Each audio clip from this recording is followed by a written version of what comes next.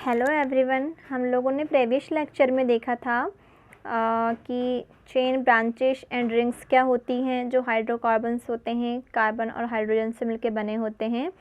तो वह फिर चेन के फॉर्म में कैसे अपने बोलना चाहिए फॉर्म बनाते हैं, अपने फॉर्मूला बनाते हैं। चेन देखा था, रिंग देखा था हम लोगों ने, है ना, और ब्रांचेस, है ना, मतलब वही चेन कैसे ब्रांच बनती है और वही चेन कैसे रिंग बनती है ना, यह देखा था हमने। जैसे कि आप यहाँ एग्जांपल में देख सक रहे हैं, जैसे कार्बन, है ना, कार्बन एक जो आप 4.8 में देखिए 4.8 में जैसे आपको दिया हुआ है जो कार्बन चेन है, एक तो ये चेन के फॉर्म में दिया हुआ है स्ट्रेट चेन, फिर यही जो है यही स्ट्रक्चर आपको एक ब्रांचेस के फॉर्म में भी दिख रहा है, देखिए आप इसी के साइड में, है ना, और फिर यही चीज़ आपको रिंग के फॉर्म में भी दिख रही है। तो आई थिंक आप लोगों को ये सब चीज़ें क्लियर हो गई होंगी प्रीवियस लेक्चर में। और आज हम स्टार्ट करेंगे फंक्शनल ग्रुप। फंक्शनल ग्रुप क्या होते हैं, है ना, तो चलो हम स्टार्ट करते हैं, फंक्शनल ग्रुप के बारे में पढ़ेंगे। So let's start. क्या दिया हुआ है, will you be my friend, है ना, तो यह कार्बन के बारे में दिया हुआ है। Carbon seems to be a very friendly elements, so far we have been looking at compounds of carbon and hydrogen, but carbon also form bonds with other elements such as halogens, oxygens, nitrogens and sulfur, है ना।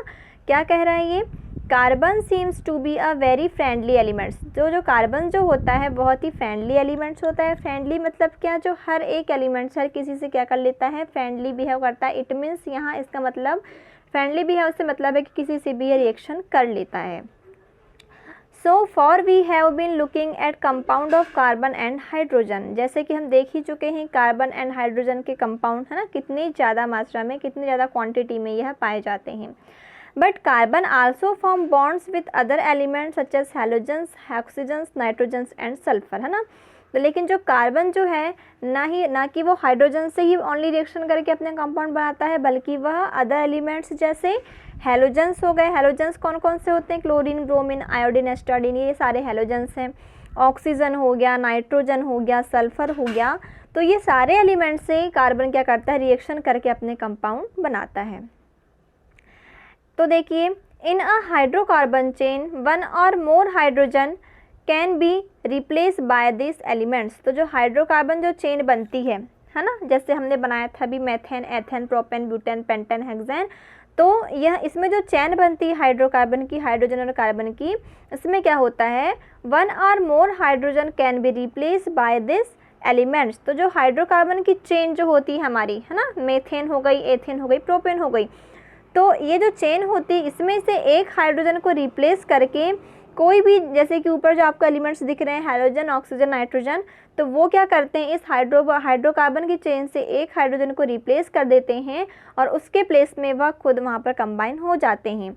इस प्रकार से क्या होता है, such that the valency of carbon remain satisfy, और किसके अकॉर्डिंग वह उसमें कंबाइन होते हैं, उनकी वैलेंसी के अकॉर्डिंग, है ना, कि वैलेंसी के अकॉर्डिंग कितने एलिमेंट्स उसमें कंबाइन होना है, कितने नहीं होना है, वो उसकी वैलेंसी पे डिपेंड करता है।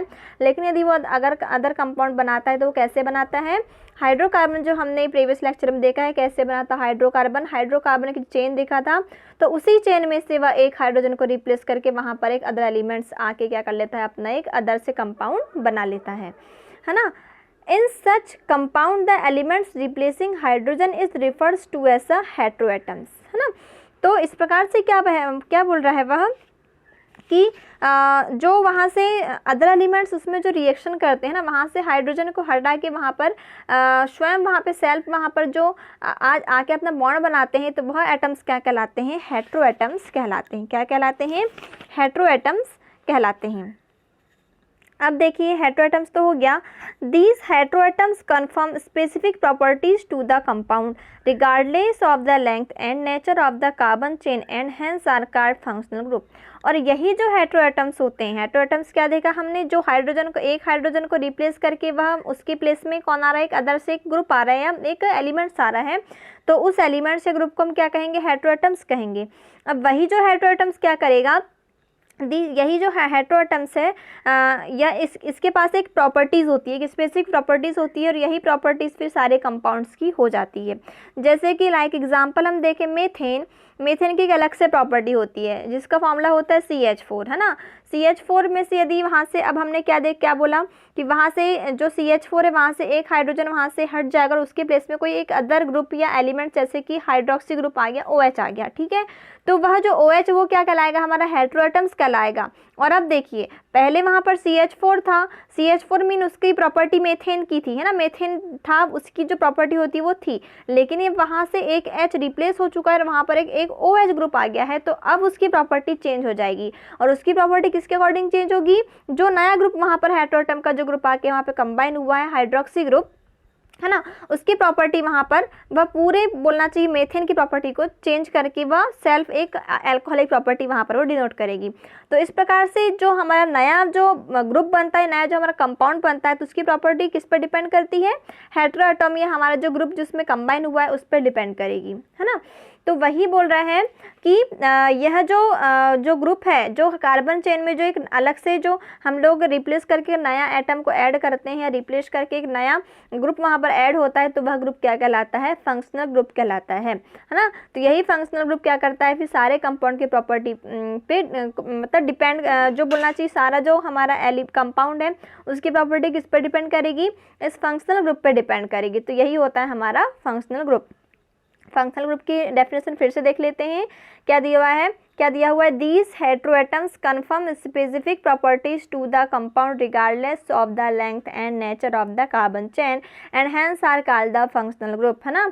तो वही जो हेटेरोएटम्स जो होते हैं वह उनकी जो स्पेसिफिक प्रॉपर्टी होती है, वही स्पेसिफिक प्रॉपर्टी क्या कहलाती है, उस कार्बन चेन की प्रॉपर्टी डिनोट करती है, और यही के ग्रुप क्या कहलाते हैं, फंक्शनल ग्रुप कहलाते हैं। Some functional groups are given in table 4.3। तो आपको ये टेबल 4.3 दिख रही है, तो यहाँ पर आपको कुछ फंक्शनल ग्रुप दिख रहे हैं। जैसे यहाँ पर देखिए हेटेरोएटम्स यहाँ पर दिया हुआ है फर्स्ट कॉलम में, सेकंड में दिया हुआ है फंक्शनल ग्रुप, थर्ड में दिया हुआ है फॉर्मूला ऑफ फंक्शनल ग्रुप। देखिए हेटेरोएटम्स कौन से होते हैं, जैसे कि हेलोजन्स हो गया, ऑक्सीजन हो गया, जो भी कंबाइन होता है उस कार्बन चेन से वो हेटेरोएटम कहलाएगा। क्लोरीन ब्रोमीन हो गया, ऑक्सीजन हो गया। फंक्शनल ग्रुप की बात करें तो जैसे कि अल्कोहल एक फंक्शनल ग्रुप है, एल्डिहाइड एक फंक्शनल ग्रुप है, कीटोन एक फंक्शनल ग्रुप है, कार्बोक्सिलिक एसिड एक फंक्शनल ग्रुप है। इनके फॉर्मूले होते हैं, देखिए हेलो के फॉर्मूले क्या होंगे, क्लोरो ब्रोमो, है ना, Cl Br, ये सारे हेलोजन से तो इन्हें हम हेलो कहेंगे, है ना। तो हेलो को हम किससे डिनोट करेंगे, Cl Br ब्रोमो आयोडो, है ना। तो ये सारे क्या है, हेटेरोएटम्स। अल्कोहलिक ग्रुप का फॉर्मूला क्या होता है, उसका साइन क्या होता है, OH, जिसके भी लास्ट में यदि OH आ गया तो वह कौन सा ग्रुप कहलाएगा, अल्कोहलिक ग्रुप। फिर दिया है एल्डिहाइड ग्रुप, तो एल्डिहाइड ग्रुप का फॉर्मूला होता है CHO, क्या होता है, CHO। यदि उसमें किसी भी कंपाउंड में यदि CHO लग जाता है तो उसका ग्रुप वह किस नाम से शो होगा, वो एल्डिहाइड ग्रुप के नाम से ही शो होगा। इसी प्रकार थर्ड है कीटोन, कीटोन को शो करते हैं हम C डबल बॉन्ड O या CO। तो ये फंक्शनल ग्रुप बहुत इंपॉर्टेंट है, इनको आपको लर्न कर ही लेना है कि हम किसको किससे डिनोट करते हैं, है ना। कार्बोक्सिलिक एसिड को COOH, है ना। तो ये चार तो मेन इंपॉर्टेंट है। तो फिर से रिवाइज करते हैं हम, हेलोजन को हम किसी डिनोट करेंगे, क्लोरो ब्रोमो, हेलोजन से सारे हेलोजन्स का एक आपके पास टेबल ही होती है, क्लोरीन ब्रोमीन आयोडीन एस्टाडीन, सारे ये हेलोजन्स एलिमेंट्स कहलाते हैं। तो जैसे ही हेलो बोलता है तो आपके सामने पूरे एलिमेंट्स आपके माइंड में आ जाने चाहिए। तो इनको डिनोट कैसे करते हैं, क्लोरीन को Cl से, ब्रोमीन को Br से, आयोडीन को I से, है ना, एस्टाडीन को St से। तो ये सारे हेलोजन हो गए। इसी प्रकार अल्कोहल, तो अल्कोहल का लास्ट का सीन क्या होता है, OH, क्या होता है, अल्कोहलिक ग्रुप क्या होता है, OH। इसी प्रकार एल्डिहाइड क्या होता है, CHO, कीटोन क्या होता है, CO, और कार्बोक्सिलिक एसिड क्या होता है, COOH। ठीक है, तो ये सारे क्या हैं, ये फंक्शनल ग्रुप हैं। तो अब देखिए फंक्शनल ग्रुप आई थिंक आप लोगों को समझ में आ गया होगा। Free valency or valencies of the group are shown by the single line. The functional group is attached to the carbon chain through this valency by replacing one hydrogen atoms or atoms. तो यही जो आपको जो group दिख रहे हैं functional group OH, CHO, CO, COH, तो ये क्या करते हैं, जो कार्बन और हाइड्रोजन की जो चेन होती है, हाइड्रोकार्बनिक जो चेन होती है, वहाँ से हाइड्रोजन को रिप्लेस करके अपनी वैलेंसी को सेटिस्फाई करते हुए वहाँ पर वो ऐड हो जाते हैं और एक नया कंपाउंड बना लेते हैं, है ना। तो कैसे बनाते हैं, तो ये अभी आगे हम बताएंगे कैसे बनाते हैं ये। तो अभी आपको बस इतना लर्न करना है कि फंक्शनल ग्रुप क्या होता है और ये किस प्रकार से ऐड होते हैं, आपको ये समझ में आना चाहिए। तो आई थिंक आपको फंक्शनल ग्रुप समझ में आया होगा। फिर से एक बार रिवाइज कर देते हैं। फंक्शनल ग्रुप ऐसे ग्रुप होते हैं जो किसी कंपाउंड में या जो किसी हाइड्रोकार्बन की एक हाइड्रोजन को या हाइड्रोजन को वैलेंसी के अकॉर्डिंग रिप्लेस करके वहाँ पर ऐड हो जाते हैं और उसके बाद उस कंपाउंड की प्रॉपर्टीज़ की किसके बेस में होती है, इसी फंक्शनल ग्रुप के बेस में होती है ना। मतलब प्रॉपर्टी को शो कौन करेंगे, फंक्शनल ग्रुप ही शो करेंगे, है ना, किसी भी कंपाउंड की प्रॉपर्टी को। तो यही क्या कहलाते हैं, फंक्शनल ग्रुप कहलाते हैं। तो इसी प्रकार ये होता है कंप्लीट हमारा फंक्शनल ग्रुप क्या होता है। अब हम पढ़ेंगे होमोलॉजियस सीरीज़। तो होमोलॉजियस सीरीज़ क्या होती है, देखिए ये दिया हुआ है 4.2.4 में। देखते हैं क्या दिया हुआ है होमोलॉजियस सीरीज में। You have seen that carbon atoms can be linked together to form chains of varying length. तो यह बोल रहा है कि आपने देखा होगा कि कार्बन एटम्स की काफ़ी लंबी चेन पाई जाती है। हमने पढ़ा है कि कार्बन में कौन सी प्रॉपर्टी पाई जाती है, चेन की, है ना, कि मैं कितनी भी लंबी चेन बना सकती है हाइड्रोजन के साथ, है ना। तो इन एडिशन हाइड्रोजन एटम्स और atoms on this carbon chains can be replace by any of the functional group that we saw above. फिर उसके बाद हमने देखा कि इस कार्बन चेन में से एक हाइड्रोजन वहाँ से रिप्लेस हो जाता है और एक फंक्शनल ग्रुप वहाँ पर ऐड हो जाता है और एक न्यू कंपाउंड बन जाता है।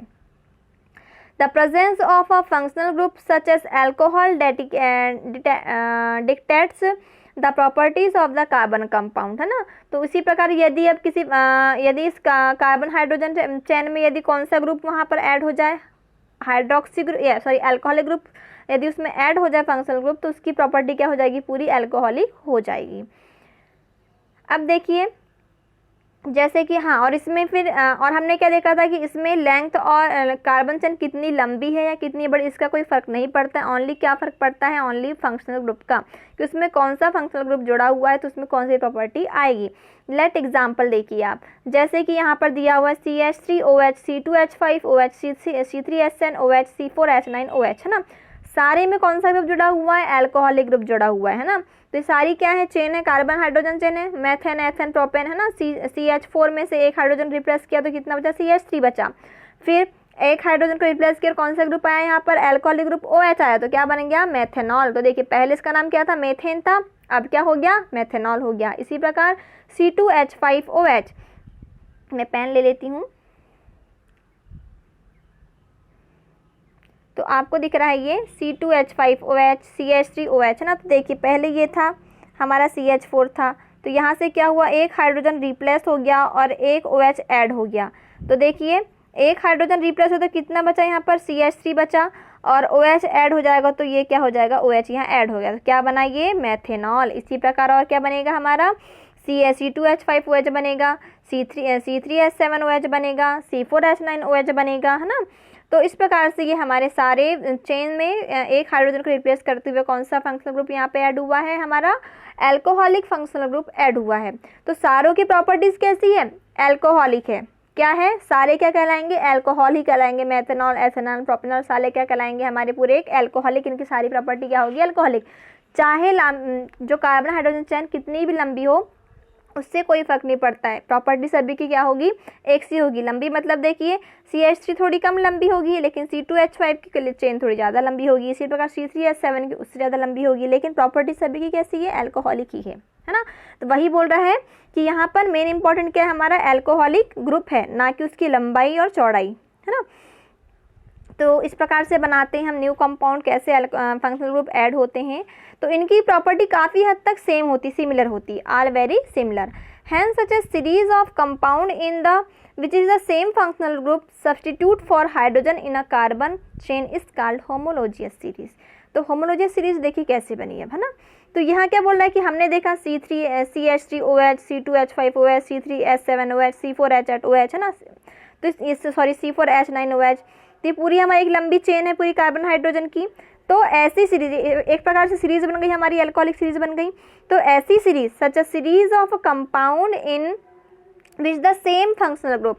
तो ऐसी सीरीज, ऐसे हाइड्रोजन कार्बन हाइड्रोजन की सीरीज जिसमें सेम फंक्शनल ग्रुप जुड़ा हो, ऐड हो, तो ऐसी सीरीज को हम क्या कहेंगे, होमोलॉजियस सीरीज। जैसे कि example CH3OH, C2H5OH, C3H7OH, C4H9OH, सारे में देखिए जो कार्बन हाइड्रोजन को जो आपके कंपाउंड दिख रहे हैं सारे में एक सेम ग्रुप क्या ऐड है, OH। क्या ऐड है, OH है, सभी में, सब में OH है। तो ये सीरीज़ क्या कहलाएगी, होमोलॉजियस सीरीज़, है ना। तो सिंपल सी लैंग्वेज में होमोलॉजियस सीरीज़ क्या, कौन सी सीरीज़ है? ऐसी सीरीज़ या ऐसे हाइड्रोजन ऐसे मतलब होना चाहिए कार्बन चेन की ऐसी सीरीज़ जिसमें सेम फंक्शनल ग्रुप ऐड हो, उनको उस सीरीज़ को हम क्या कहेंगे? Homologous series. अब देखिए, let us look at the homologous series that we see ELL in table 4.2। If we look at the formula of successive compound, तो क्या आप इसके फार्मूला डिनोट कर सकते हैं? तो देखिए, जैसे कि हमने इसको कैसे बनाया सीरीज को, मेथिन एथेन प्रोपेन से एक हाइड्रोजन को हमने निकाला है और एक OH को ऐड किया है। तो पहले हमारा मेन फार्मूला क्या था? CH4 था, C2H6 था, है ना। तो देखिए CH4 एंड C2H6 में कितने का डिफरेंस आ रहा है? CH2 का डिफरेंस आ रहा है। C2H6 और C3H8 में कितने का डिफरेंस आ रहा है? CH2 का डिफरेंस आ रहा है। तो ये सभी में डिफरेंस क्या रहता है?